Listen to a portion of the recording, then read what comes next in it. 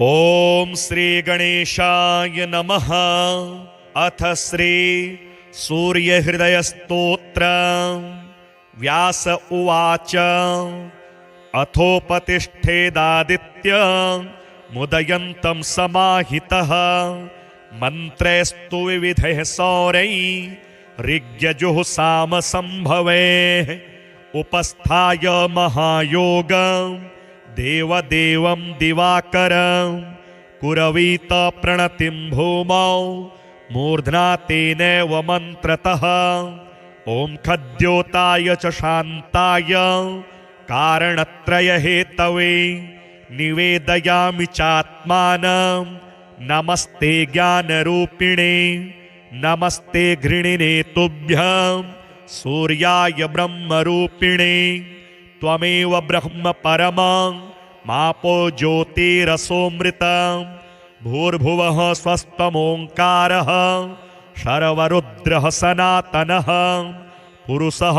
सन्महोऽन्तस्थं प्रणमाम्येकपरदिनं त्वमेव विश्वं बहुधा जातयज्जायते च यत् नमो रुद्राय सूर्याय त्वामहं शरणं गतः प्रचेतसे नमस्तुभ्यं नमो मीढुष्टमायते नमो नमस्ते रुद्राय त्वामहं शरणं गतः हिरण्यबाहवे तुभ्यं हिरण्यपतये नमः अंबिकापतये तुभ्यं मुमायः पतये नमः नमोऽस्तु नीलग्रीवाय नमस्तुभ्यं पिनाकिने विलोहिताय भर्गाय सहस्राक्षाय ते नमः नमो हंसाय ते नित्यमादित्याय नमोस्तुते नमस्ते वज्रहस्ताय त्र्यंबकाय नमो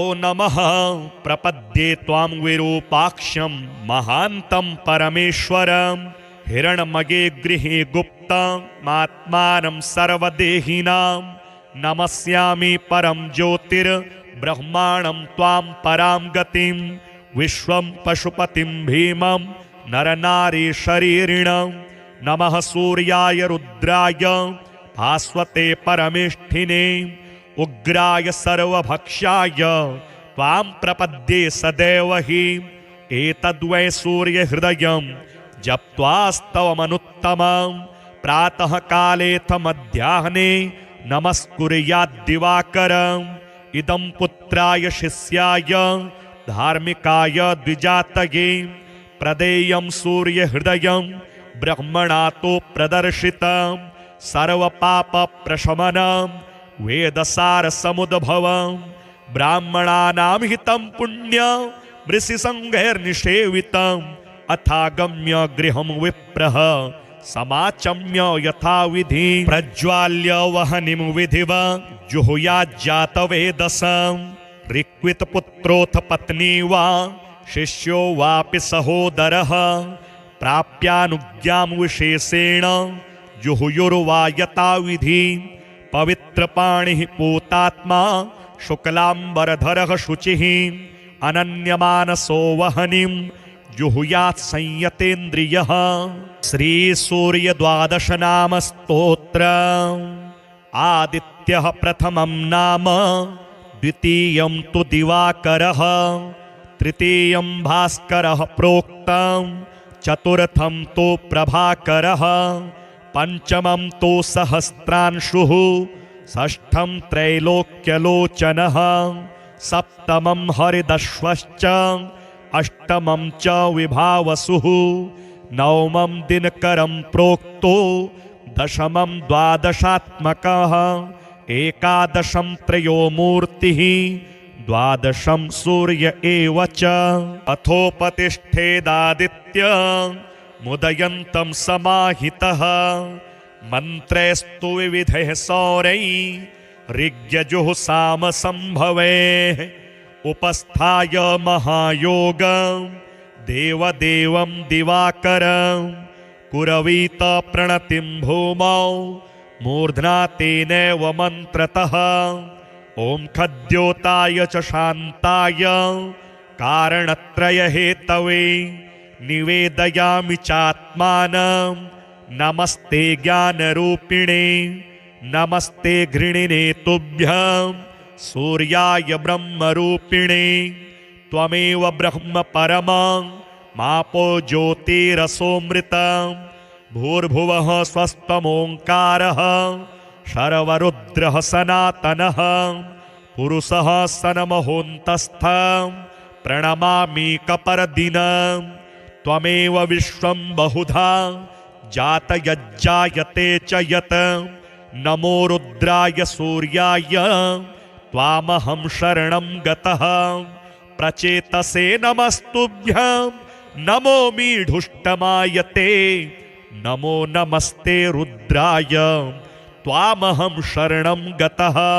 हिरण्यबाहवे तुभ्यं हिरण्यपतये नमः अंबिकापतये तुभ्यं मुमायः पतये नमः नमोस्तु नीलग्रीवाय नमस्तुभ्यं पिनाकिने विलोहिताय भर्गाय सहस्राक्षाय ते नमः नमो हंसाय ते नित्यमादित्याय नमोस्तुते नमस्ते वज्रहस्ताय त्र्यंबकाय नमो नमः प्रपद्ये त्वां विरूपाक्षं महान्तं परमेश्वरं हिरण्मये गृहे गुप्तमात्मानं सर्वदेहिनां नमस्यामि परं ज्योतिर्ब्रह्माणं त्वां परां गतिं विश्वं पशुपतिं भीमं नरनारी शरीरिणं नमः सूर्याय रुद्राय भास्वते परमेष्ठिने उग्राय सर्वभक्षाय त्वां प्रपद्ये सदैव हि एतद्वै सूर्यहृदयं जप्त्वास्तवमनुत्तमं प्रातः कालेऽथ मध्याह्ने नमस्कुर्याद्दिवाकरम् इदं पुत्राय शिष्याय धार्मिकाय द्विजातये प्रदेयं सूर्यहृदयं ब्रह्मणा तो प्रदर्शितं सर्वपापप्रशमनं वेदसारसमुद्भवं ब्राह्मणानां हितं पुण्यं ऋषिसङ्घैर्निषेवितम् अथागम्य गृहं विप्रः समाचम्य यथाविधि प्रज्वाल्य वहनिं विधिवा जुहुयाज्जातवेदसं ऋक्वितपुत्रोऽथ पत्नी वा शिष्यो वापि सहोदरः प्राप्यानुज्ञां विशेषेण जुहुयुर्वा यथाविधि पवित्रपाणिः पूतात्मा शुक्लाम्बरधरः शुचिः अनन्यमानसो वहनिं जुहुयात् संयतेन्द्रियः श्री सूर्य द्वादश नाम स्तोत्र आदित्यः प्रथमं नाम द्वितीयं तु दिवाकरः तृतीयं भास्करः प्रोक्तं चतुर्थं तु प्रभाकरः पंचमं तु सहस्रांशुः षष्ठं त्रैलोक्यलोचनः सप्तमं हरिदश्वश्च अष्टमं च विभावसुः नवमं दिनकरं प्रोक्तो दशमं द्वादशात्मकः एकादशं त्रयो मूर्तिः द्वादशं सूर्य एव च अथोपतिष्ठेदादित्य मुदयन्तं समाहितः मन्त्रैस्तु विविधैः सौरैः ऋग्यजुः सामसंभवैः उपस्थाय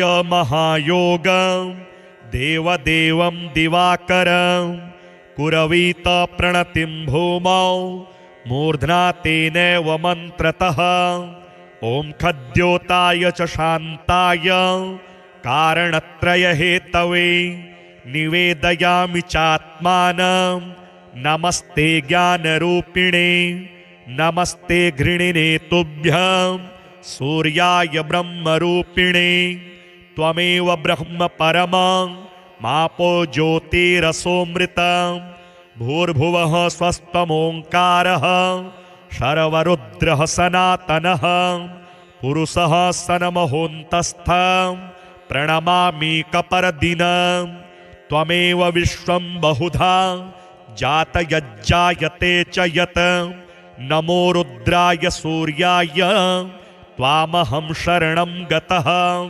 प्रचेतसे नमस्तुभ्यं नमो मीढुष्टमाय ते नमो नमस्ते रुद्राय त्वामहं शरणं गतः हिरण्यबाहवे तुभ्यं हिरण्यपतये नमः अंबिकापतये तुभ्यं मुमायः पतये नमः नमोस्तु नीलग्रीवाय नमस्तुभ्यं पिनाकिने विलोहिताय भर्गाय सहस्राक्षाय ते नमः नमो हंसाय ते नित्यमादित्याय नमोस्तुते नमस्ते वज्रहस्ताय त्र्यंबकाय नमो नमः प्रपद्ये त्वां विरूपाक्षं महान्तं परमेश्वरं हिरण्मये गृहे गुप्तमात्मानं सर्वदेहिनां नमस्यामि परं ज्योतिर्ब्रह्माणं त्वां परां गतिं विश्वं पशुपतिं भीमं नरनारी शरीरिणं नमः सूर्याय रुद्राय भास्वते परमेष्ठिने उग्राय सर्वभक्षाय त्वां प्रपद्ये सदैव हि एतद्वै सूर्यहृदयं जप्त्वास्तवमनुत्तमं प्रातः कालेऽथ मध्याह्ने नमस्कुर्याद्दिवाकरम् इदं पुत्राय शिष्याय धार्मिकाय द्विजातये प्रदेयं सूर्यहृदयं ब्रह्मणा तो प्रदर्शितं सर्वपापप्रशमनं वेदसारसमुद्भवं ब्राह्मणानां हितं पुण्यं वृषिसङ्घैर्निषेवितम् अथागम्य गृहं विप्रः समाचम्य यथाविधि प्रज्वाल्य वहनिं विधिवा जुहुयाज्जातवेदसं ऋक्वितपुत्रोऽथ पत्नी वा शिष्यो वापि सहोदरः प्राप्यानुज्ञां विशेषेण जुहुयुर्वा यथाविधि पवित्रपाणिः पूतात्मा शुक्लाम्बरधरः शुचिः अनन्यमानसो वहनिं जुहुयात् संयतेन्द्रियः श्रीसूर्यद्वादश नाम स्तोत्र आदित्यः प्रथमं नाम द्वितीयं तु दिवाकरः तृतीयं भास्करः प्रोक्तं चतुर्थं तु प्रभाकरः पंचमं तु सहस्रांशुः षष्ठं त्रैलोक्यलोचनः सप्तमं हरिदश्वश्च अष्टमं च विभावसुः नवमं दिनकरं प्रोक्तो दशमं द्वादशात्मकः एकादशं त्रयो मूर्तिः द्वादशं सूर्य एव च अथोपतिष्ठेदादित्य मुदयन्तं समाहितः मन्त्रैस्तु विविधैः सौरैः ऋग्यजुः सामसंभवैः उपस्थाय महायोगं देवदेवं दिवाकरं कुरवीत प्रणतिं भूमौ मूर्ध्ना तेनैव मन्त्रतः ॐ खद्योताय च शान्ताय कारणत्रयहेतवे निवेदयामि चात्मानं नमस्ते ज्ञानरूपिणे नमस्ते घृणिने तुभ्यं सूर्याय ब्रह्मरूपिणे त्वमेव ब्रह्म परमं मापो ज्योतिरसोऽमृतं भूर्भुवः स्वस्त्वमोङ्कारः शर्वरुद्रः सनातनः पुरुषः सन्महोऽन्तस्थं प्रणमामीकपरदिनं त्वमेव विश्वं बहुधा जातयज्जायते च यत् नमो रुद्राय सूर्याय त्वामहं शरणं गतः प्रचेतसे नमस्तुभ्यं नमो मीढुष्टमाय ते नमो नमस्ते रुद्राय त्वामहं शरणं गतः हिरण्यबाहवे तुभ्यं हिरण्यपतये नमः अंबिकापतये तुभ्यं मुमायः पतये नमः नमोस्तु नीलग्रीवाय नमस्तुभ्यं पिनाकिने विलोहिताय भर्गाय सहस्राक्षाय ते नमः नमो हंसाय ते मादित्याय नमोस्तुते। नमस्ते वज्रहस्ताय त्र्यंबकाय नमो नमः। प्रपद्ये त्वां विरूपाक्षं महान्तं परमेश्वरम्। हिरण्मये गृहे गुप्तमात्मानं सर्वदेहिनां। नमस्यामि परं ज्योतिर्ब्रह्माणं त्वां परां गतिं। विश्वं पशुपतिं भीमं नरनारीशरीरिणं। नमः सूर्याय रुद्राय भास्वते परमेष्ठिने। उग्राय सर्वभक्षाय त्वां प्रपद्ये सदैव हि। एतद्वै सूर्यहृदयं जप्त्वास्तवमनुत्तमं। प्रातः कालेऽथ मध्याह्ने नमस्कुर्याद्दिवाकरम्। इदं पुत्राय शिष्याय धार्मिकाय द्विजातये।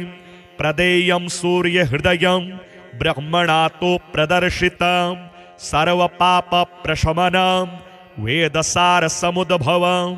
ब्राह्मणानां हितं पुण्यं वृषिसङ्घैर्निषेवितम्।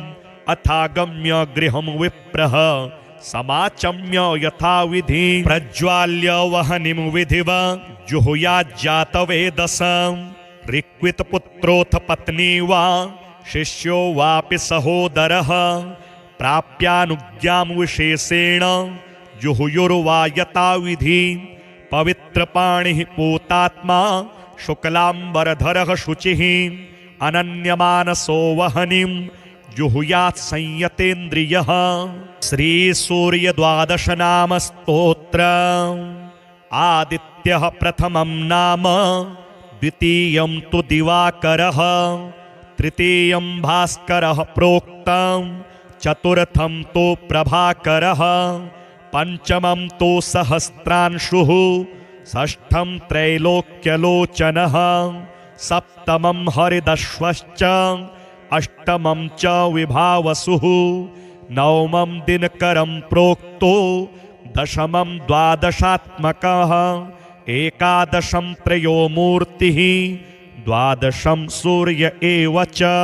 अथोपतिष्ठेदादित्य मुदयन्तं समाहितः। मन्त्रैस्तु विविधैः सौरैः ऋग्यजुः सामसंभवैः। उपस्थाय महायोगं देवदेवं दिवाकरं। कुरवीत प्रणतिं भूमौ मूर्ध्ना तेनैव मन्त्रतः। ॐ खद्योताय च शान्ताय कारणत्रयहेतवे निवेदयामि चात्मानं। नमस्ते ज्ञानरूपिणे नमस्ते घृणिने तुभ्यं। सूर्याय ब्रह्मरूपिणे त्वमेव ब्रह्म परमं। मापो ज्योतिरसोऽमृतं। भूर्भुवः स्वस्त्वमोङ्कारः। शर्वरुद्रः सनातनः। पुरुषः सन्महोऽन्तस्थं। प्रणमामीकपरदिनं। त्वमेव विश्वं बहुधा जातयज्जायते च यत्। नमो रुद्राय सूर्याय त्वामहं शरणं गतः। प्रचेतसे नमस्तुभ्यं नमो मीढुष्टमायते। नमो नमस्ते रुद्राय त्वामहं शरणं गतः। हिरण्यबाहवे तुभ्यं हिरण्यपतये नमः। अंबिकापतये तुभ्यं मुमायः पतये नमः। नमोऽस्तु नीलग्रीवाय नमस्तुभ्यं पिनाकिने। विलोहिताय भर्गाय सहस्राक्षाय ते नमः। नमो हंसाय ते नित्यमादित्याय नमोस्तुते। नमस्ते वज्रहस्ताय त्र्यंबकाय नमो नमः।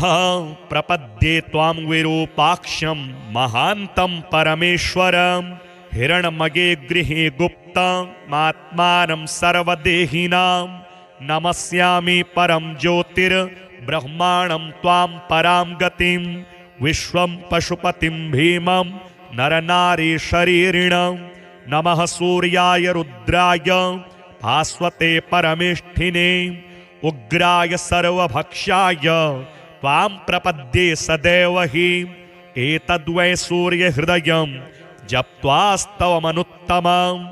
प्रातः कालेऽथ मध्याह्ने नमस्कुर्याद्दिवाकरम् इदं पुत्राय शिष्याय धार्मिकाय द्विजातये प्रदेयं सूर्यहृदयं ब्रह्मणा तो प्रदर्शितं सर्वपापप्रशमनं वेदसारसमुद्भवं ब्राह्मणानां हितं पुण्यं ऋषिसङ्घैर्निषेवितम् अथागम्य गृहं विप्रः समाचम्य यथाविधि प्रज्वाल्य वह्निं विधिवा जुहुयाज्जातवेदसं ऋक्वितपुत्रोऽथ पत्नी वा शिष्यो वापि सहोदरः प्राप्यानुज्ञां विशेषेण जुहुयुर्वा यथाविधि पवित्रपाणिः पूतात्मा शुक्लाम्बरधरः शुचिः अनन्यमानसो वह्निं जुहुयात् संयतेन्द्रियः।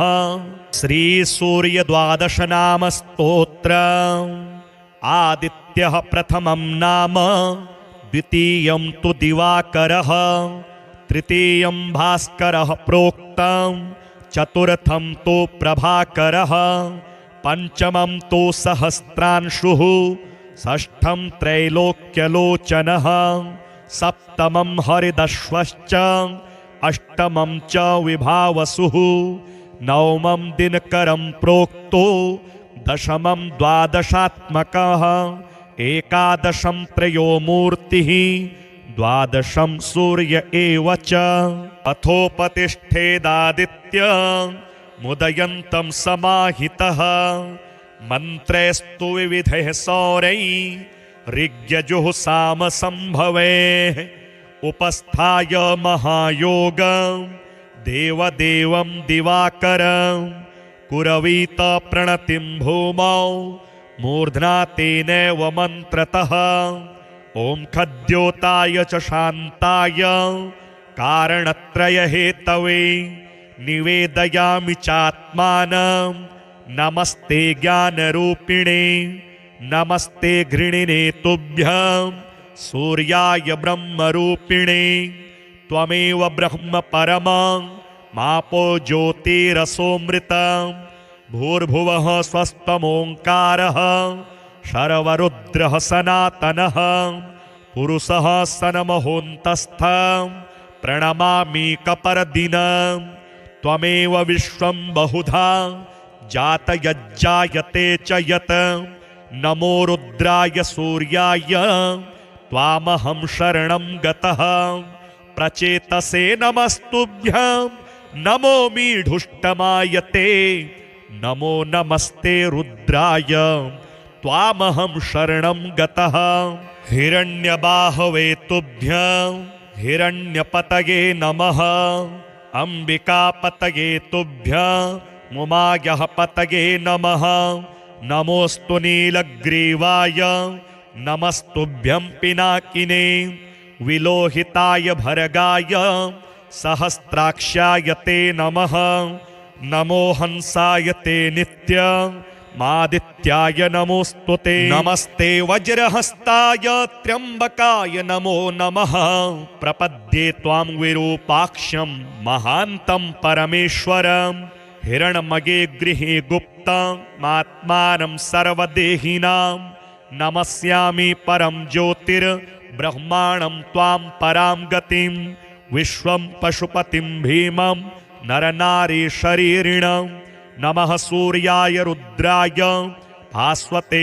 परमेष्ठिने उग्राय सर्वभक्षाय त्वां प्रपद्ये सदैव हि एतद्वै सूर्यहृदयं जप्त्वास्तवमनुत्तमं प्रातः कालेऽथ मध्याह्ने नमस्कुर्याद्दिवाकरम् इदं पुत्राय शिष्याय धार्मिकाय द्विजातये प्रदेयं सूर्यहृदयं ब्रह्मणा तो प्रदर्शितं सर्वपापप्रशमनं वेदसारसमुद्भवं ब्राह्मणानां हितं पुण्यं ऋषिसङ्घैर्निषेवितम् अथागम्य गृहं विप्रः समाचम्य यथाविधि प्रज्वाल्य वह्निं विधिवा जुहुयाज्जातवेदसं ऋक्वितपुत्रोऽथ पत्नी वा शिष्यो वापि सहोदरः प्राप्यानुज्ञां विशेषेण जुहुयुर्वायताविधि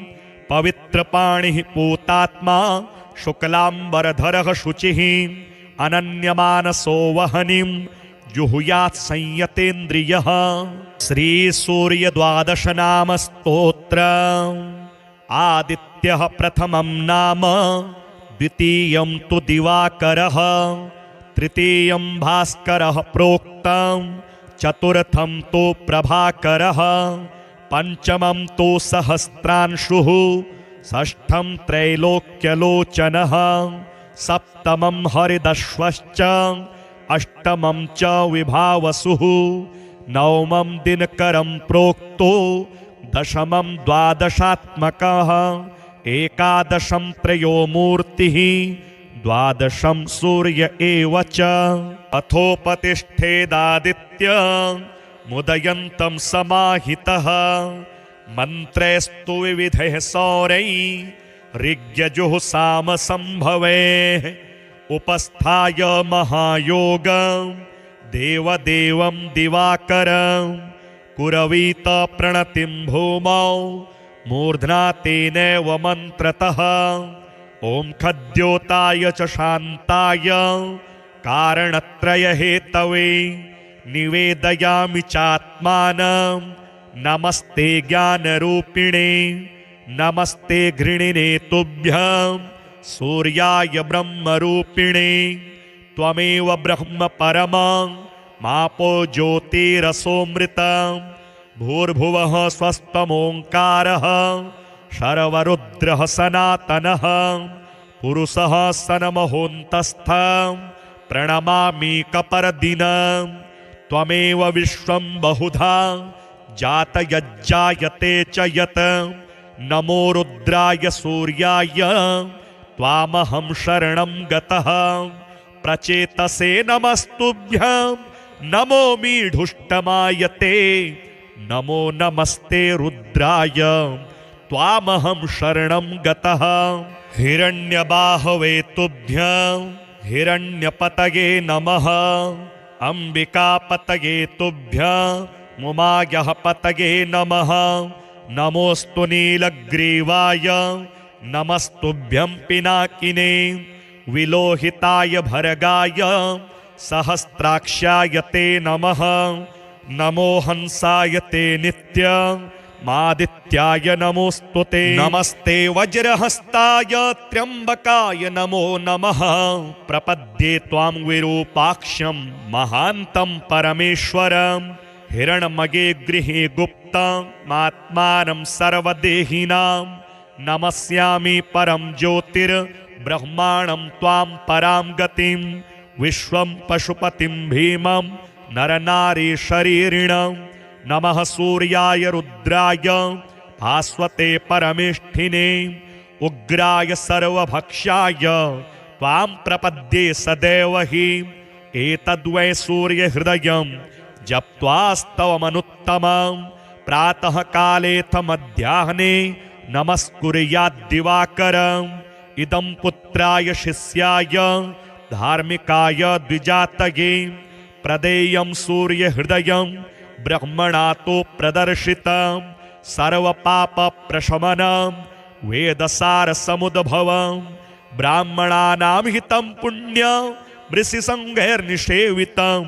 अथागम्य गृहं विप्रः समाचम्य यथाविधि, प्रज्वाल्य वह्निं विधिवत् जुहुयाज्जातवेदसं। ऋक्वितपुत्रोऽथ पत्नी वा शिष्यो वापि सहोदरः, प्राप्यानुज्ञां विशेषेण जुहुयुर्वायताविधि। पवित्रपाणिः पूतात्मा शुक्लाम्बरधरः शुचिः अनन्यमानसो वह्निं जुहुयात् संयतेन्द्रियः। श्रीसूर्यद्वादश नाम स्तोत्र। आदित्यः प्रथमं नाम, द्वितीयं तु दिवाकरः, तृतीयं भास्करः प्रोक्तं, चतुर्थं तु प्रभाकरः, पंचमं तु सहस्रांशुः, षष्ठं त्रैलोक्यलोचनः, सप्तमं हरिदश्वश्च, अष्टमं च विभावसुः, नवमं दिनकरं प्रोक्तो, दशमं द्वादशात्मकः एकादशं त्रयो मूर्तिः द्वादशं सूर्य एव च अथोपतिष्ठेदादित्य मुदयन्तं समाहितः मन्त्रेस्तु विविधैः सौरैः ऋग्यजुः सामसंभवेः उपस्थाय महायोगं देवदेवं दिवाकरं कुरवीत प्रणतिं भूमौ मूर्ध्ना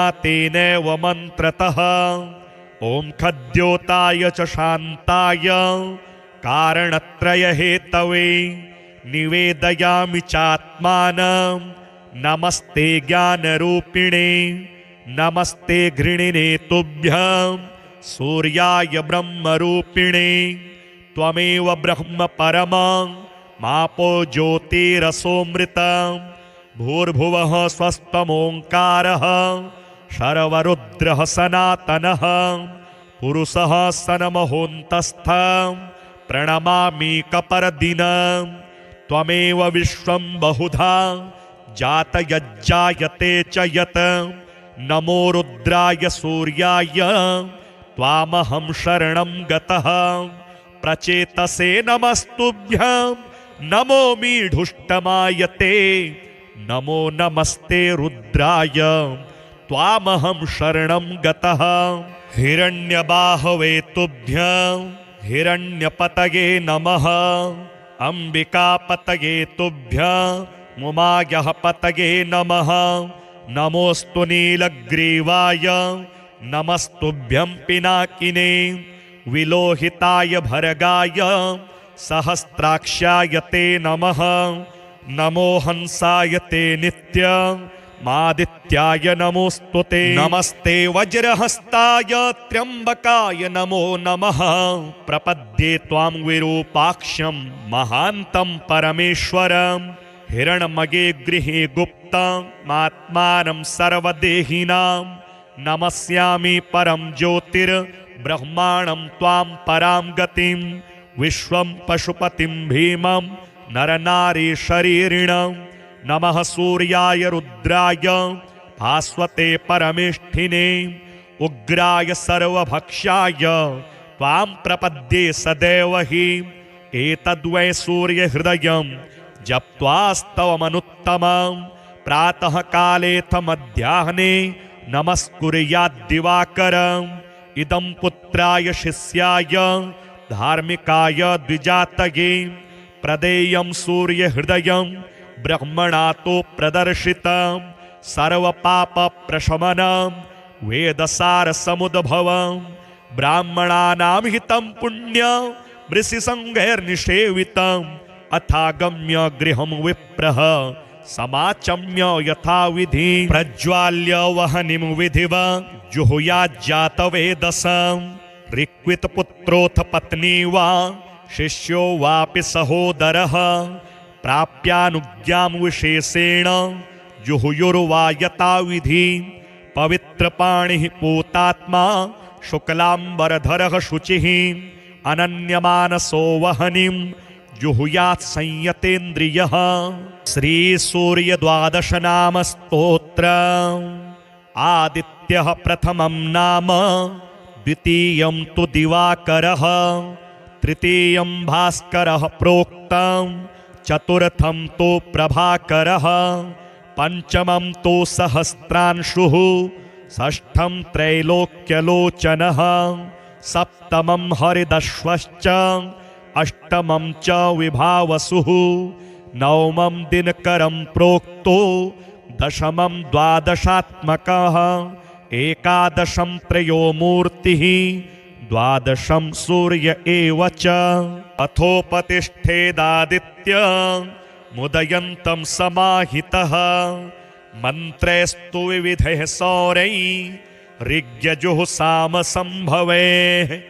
उपस्थाय महायोगं देवदेवं दिवाकरं कुरवीत प्रणतिं भूमौ मूर्ध्ना तेनैव मन्त्रतः ॐ खद्योताय च शान्ताय कारणत्रयहेतवे निवेदयामि चात्मानं नमस्ते ज्ञानरूपिणे नमस्ते घृणिने तुभ्यं सूर्याय ब्रह्मरूपिणे त्वमेव ब्रह्म परमं मापो ज्योतिरसोऽमृतं भूर्भुवः स्वस्त्वमोङ्कारः शर्वरुद्रः सनातनः पुरुषः सन्महोऽन्तस्थं प्रणमामि कपर्दिनं त्वमेव विश्वं बहुधा जातयज्जायते च यत् नमो रुद्राय सूर्याय त्वामहं शरणं गतः प्रचेतसे नमस्तुभ्यं नमो मीढुष्टमायते नमो नमस्ते रुद्राय त्वामहं शरणं गतः हिरण्यबाहवे तुभ्यं हिरण्यपतये नमः अंबिकापतये तुभ्यं मुमायः पतये नमः नमोऽस्तु नीलग्रीवाय नमस्तुभ्यं पिनाकिने विलोहिताय भर्गाय सहस्राक्षाय ते नमः नमो हंसाय ते नित्यमादित्याय नमोऽस्तु ते नमस्ते वज्रहस्ताय त्र्यम्बकाय नमो नमः प्रपद्ये त्वां विरूपाक्षं महान्तं परमेश्वरं हिरण्मये गृहे गुप्तमात्मानं सर्वदेहिनां नमस्यामि परं ज्योतिर्ब्रह्माणं त्वां परां गतिं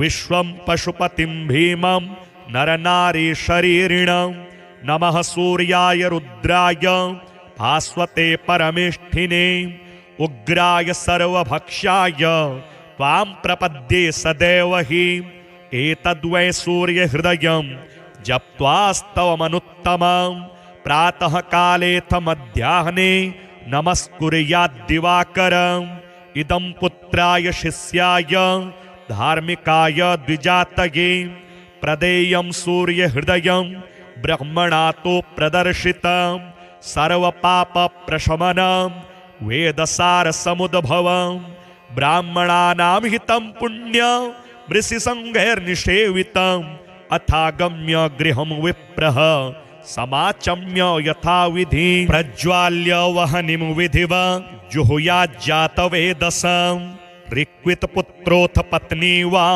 शिष्यो वापि सहोदरः प्राप्यानुज्ञां विशेषेण जुहुयुर्वा यथाविधि पवित्रपाणिः पूतात्मा शुक्लाम्बरधरः शुचिः अनन्यमानसो वहनिं जुहुयात् संयतेन्द्रियः श्रीसूर्य द्वादश नाम स्तोत्र आदित्यः प्रथमं नाम द्वितीयं तु दिवाकरः तृतीयं भास्करः प्रोक्तं चतुर्थं तु प्रभाकरः पंचमं तु सहस्रांशुः षष्ठं त्रैलोक्यलोचनः सप्तमं हरिदश्वश्च अष्टमं च विभावसुः नवमं दिनकरं प्रोक्तो दशमं द्वादशात्मकः एकादशं त्रयो मूर्तिः द्वादशं सूर्य एव च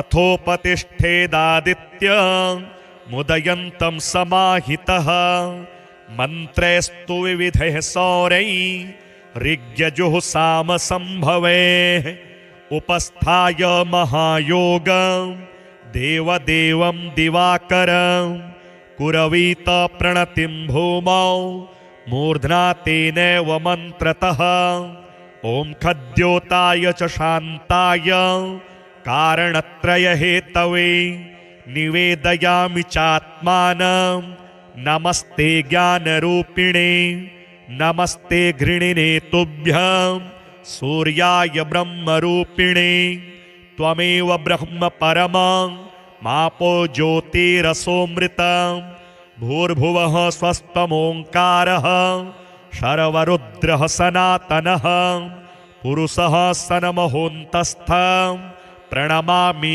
कपर्दिनं त्वमेव विश्वं बहुधा जातयज्जायते च यत् नमो रुद्राय सूर्याय त्वामहं शरणं गतः प्रचेतसे नमस्तुभ्यं नमो मीढुष्टमायते नमो नमस्ते रुद्राय त्वामहं शरणं गतः। हिरण्यबाहवे तुभ्यं हिरण्यपतये नमः। अंबिकापतये तुभ्यं मुमायः पतये नमः। नमोस्तु नीलग्रीवाय नमस्तुभ्यं पिनाकिने। विलोहिताय भर्गाय सहस्राक्षाय ते नमः। नमो हंसाय ते नित्यमादित्याय नमोस्तुते। नमस्ते वज्रहस्ताय त्र्यंबकाय नमो नमः। प्रपद्ये त्वां विरूपाक्षं महान्तं परमेश्वरम्। हिरण्मये गृहे गुप्तमात्मानं सर्वदेहिनां। नमस्यामि परं ज्योतिर्ब्रह्माणं त्वां परां गतिं। विश्वं पशुपतिं भीमं नरनारी शरीरिणं। नमः सूर्याय रुद्राय भास्वते परमेष्ठिने। उग्राय सर्वभक्षाय त्वां प्रपद्ये सदैव हि। एतद्वै सूर्यहृदयं जप्त्वास्तवमनुत्तमं। प्रातः कालेऽथ मध्याह्ने नमस्कुर्याद्दिवाकरम्। इदं पुत्राय शिष्याय धार्मिकाय द्विजातये।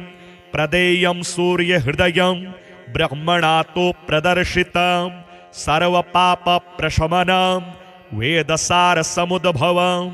ब्राह्मणानां हितं पुण्यं वृषिसंघैर्निषेवितम्। अथागम्य गृहं विप्रः समाचम्य यथाविधि। प्रज्वाल्य वहनिं विधिवत् जुहुयाज्जातवेदसं। ऋक्वितपुत्रोऽथ पत्नी वा शिष्यो वापि सहोदरः। प्राप्यानुज्ञां विशेषेण जुहुयुर्वा यथाविधि। पवित्रपाणिः पूतात्मा शुक्लाम्बरधरः शुचिः। अनन्यमानसो वहनिं जुहुयात् संयतेन्द्रियः। श्रीसूर्य द्वादश नाम स्तोत्र। आदित्यः प्रथमं नाम द्वितीयं तु दिवाकरः।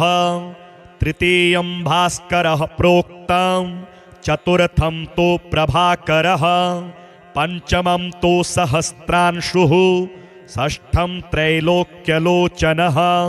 सप्तमं हरिदश्वश्च। अष्टमं च विभावसुः। नवमं दिनकरं प्रोक्तो। दशमं द्वादशात्मकः। एकादशं त्रयो मूर्तिः। द्वादशं सूर्य एव च। अथोपतिष्ठेदादित्य मुदयन्तं समाहितः। मन्त्रैस्तु विविधैः सौरैः ऋग्यजुः सामसंभवैः। उपस्थाय महायोगं देवदेवं दिवाकरं। कुरवीत प्रणतिं भूमौ मूर्ध्ना तेनैव मन्त्रतः। ॐ खद्योताय च शान्ताय कारणत्रयहेतवे निवेदयामि चात्मानं। नमस्ते ज्ञानरूपिणे नमस्ते घृणिने तुभ्यं। सूर्याय ब्रह्मरूपिणे त्वमेव ब्रह्म परमं। मापो ज्योतिरसोऽमृतं। भूर्भुवः स्वस्त्वमोङ्कारः। शर्वरुद्रः सनातनः। पुरुषः सन्महोऽन्तस्थं। प्रणमामीकपरदिनं। त्वमेव विश्वं बहुधा जातयज्जायते च यत्। नमो रुद्राय सूर्याय त्वामहं शरणं गतः।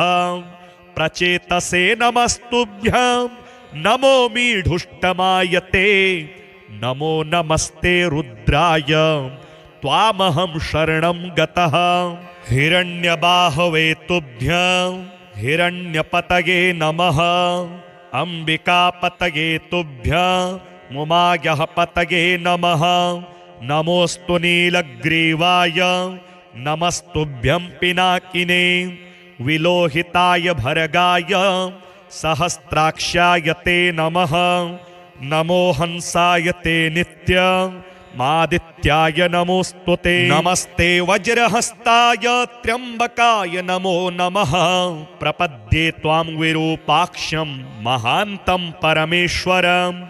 हिरण्मये गृहे गुप्तमात्मानं सर्वदेहिनां नमस्यामि परं ज्योतिर्ब्रह्माणं त्वां परां गतिं विश्वं पशुपतिं भीमं नरनारीशरीरिणं नमः सूर्याय रुद्राय भास्वते परमेष्ठिने उग्राय सर्वभक्षाय त्वां प्रपद्ये सदैव हि एतद्वै सूर्यहृदयं जप्त्वास्तवमनुत्तमं प्रातः कालेऽथ मध्याह्ने नमस्कुर्याद्दिवाकरम् इदं पुत्राय शिष्याय धार्मिकाय द्विजातये प्रदेयं सूर्यहृदयं ब्रह्मणातो प्रदर्शितं सर्वपापप्रशमनं वेदसारसमुद्भवं ब्राह्मणानां हितं पुण्यं वृषिसङ्घैर्निषेवितम् अथागम्य गृहं विप्रः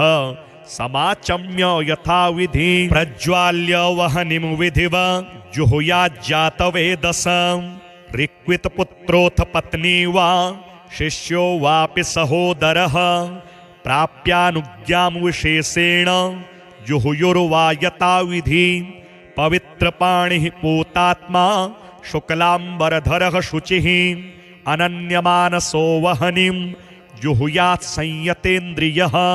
श्री सूर्य द्वादश नाम स्तोत्र।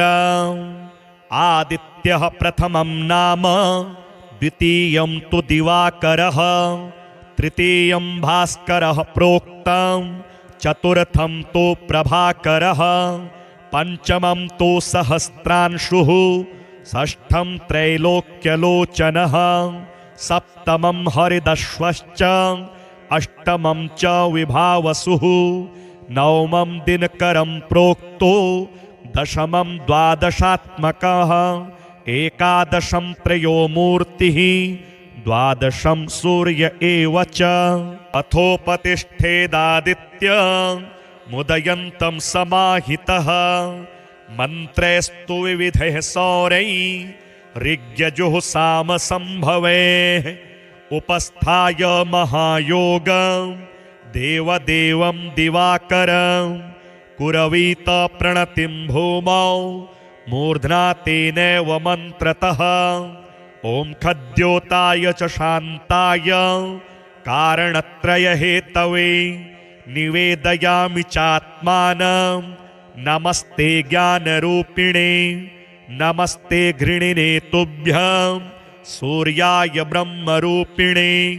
त्वमेव ब्रह्म परमं मापो ज्योतिरसोऽमृतं, भूर्भुवः स्वस्त्वमोङ्कारः, शर्वरुद्रः सनातनः, पुरुषः सन्महोऽन्तस्थं, प्रणमामीकपरदिनं। त्वमेव विश्वं बहुधा जातयज्जायते च यत्, नमो रुद्राय सूर्याय त्वामहं शरणं गतः।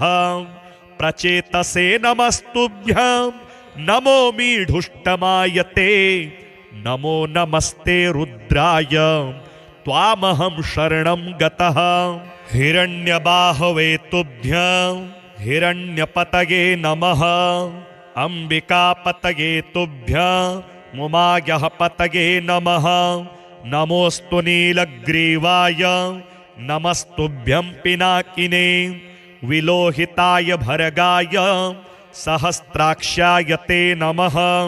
नमो हंसाय ते नित्यमादित्याय नमोऽस्तु ते। नमस्ते वज्रहस्ताय त्र्यम्बकाय नमो नमः। प्रपद्ये त्वां विरूपाक्षं महान्तं परमेश्वरं, हिरण्मये गृहे गुप्तमात्मानं सर्वदेहिनां नमस्यामि परं ज्योतिर्ब्रह्माणं त्वां परां गतिं विश्वं पशुपतिं भीमं नरनारीशरीरिणं। नमः सूर्याय रुद्राय भास्वते परमेष्ठिने उग्राय सर्वभक्षाय त्वां प्रपद्ये सदैव हि एतद्वै सूर्यहृदयं जप्त्वास्तवमनुत्तमं प्रातः कालेऽथ मध्याह्ने नमस्कुर्याद्दिवाकरम् इदं पुत्राय शिष्याय धार्मिकाय द्विजातये प्रदेयं सूर्यहृदयं ब्रह्मणा तो प्रदर्शितं सर्वपापप्रशमनं वेदसारसमुद्भवं ब्राह्मणानां हितं पुण्यं ऋषिसङ्घैर्निषेवितम् अथागम्य गृहं विप्रः समाचम्य यथाविधि प्रज्वाल्य वह्निं विधिवत् जुहुयाज्जातवेदसं ऋक्वितपुत्रोऽथ पत्नी वा शिष्यो वापि सहोदरः प्राप्यानुज्ञां विशेषेण जुहुयुर्वा यथाविधि पवित्रपाणिः पूतात्मा शुक्लाम्बरधरः शुचिः अनन्यमानसो वह्निं जुहुयात् संयतेन्द्रियः। श्रीसूर्यद्वादशनाम स्तोत्र। आदित्यः प्रथमं नाम द्वितीयं तु दिवाकरः तृतीयं भास्करः प्रोक्तं चतुर्थं तु प्रभाकरः पंचमं तु सहस्रांशुः षष्ठं त्रैलोक्यलोचनः सप्तमं हरिदश्वश्च अष्टमं च विभावसुः नवमं दिनकरं प्रोक्तो दशमं द्वादशात्मकः एकादशं त्रयोमूर्तिः द्वादशं सूर्य एव च अथोपतिष्ठेदादित्य मुदयन्तं समाहितः मन्त्रैस्तु विविधैः सौरैः ऋग्यजुः सामसंभवैः उपस्थाय महायोगं देवदेवं दिवाकरं कुरवीत प्रणतिं भूमौ मूर्ध्ना तेनैव मन्त्रतः ॐ खद्योताय च शान्ताय कारणत्रयहेतवे निवेदयामि चात्मानं नमस्ते ज्ञानरूपिणे नमस्ते घृणिने तुभ्यं सूर्याय ब्रह्मरूपिणे त्वमेव ब्रह्म परमं मापो ज्योतिरसोऽमृतं भूर्भुवः स्वस्त्वमोङ्कारः शर्वरुद्रः सनातनः पुरुषः सन्महोऽन्तस्थं प्रणमामि कपर्दिनं त्वमेव विश्वं बहुधा जातयज्जायते च यत् नमो रुद्राय सूर्याय त्वामहं शरणं गतः प्रचेतसे नमस्तुभ्यं नमो मीढुष्टमायते नमो नमस्ते रुद्राय त्वामहं शरणं गतः हिरण्यबाहवे तुभ्यं हिरण्यपतये नमः अंबिकापतये तुभ्यं मुमायः पतये नमः नमोस्तु नीलग्रीवाय नमस्तुभ्यं पिनाकिने विलोहिताय भर्गाय सहस्राक्षाय ते नमः नमो हंसाय ते नित्यमादित्याय नमोस्तु ते नमस्ते वज्रहस्ताय त्र्यंबकाय नमो नमः प्रपद्ये त्वां विरूपाक्षं महान्तं परमेश्वरं हिरण्मये गृहे गुप्तमात्मानं सर्वदेहिनां नमस्यामि परं ज्योतिर्ब्रह्माणं त्वां परां गतिं विश्वं पशुपतिं भीमं नरनारी शरीरिणं नमः सूर्याय रुद्राय भास्वते परमेष्ठिने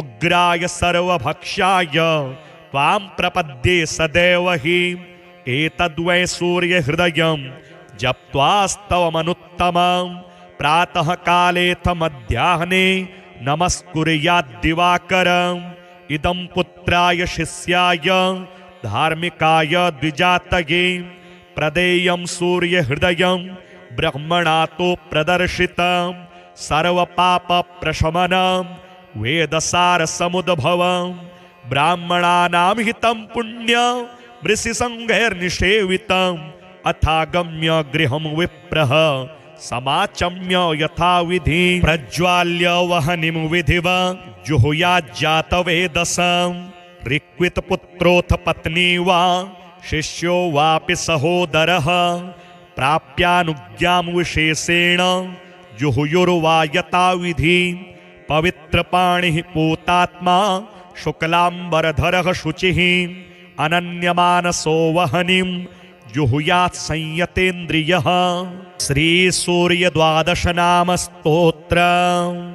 आदित्यः प्रथमं नाम, द्वितीयं तु दिवाकरः, तृतीयं भास्करः प्रोक्तं, चतुर्थं तु प्रभाकरः, पंचमं तु सहस्रांशुः, षष्ठं त्रैलोक्यलोचनः, सप्तमं हरिदश्वश्च, अष्टमं च विभावसुः, नवमं दिनकरं प्रोक्तो, दशमं द्वादशात्मकः, एकादशं त्रयो मूर्तिः, द्वादशं सूर्य एव च।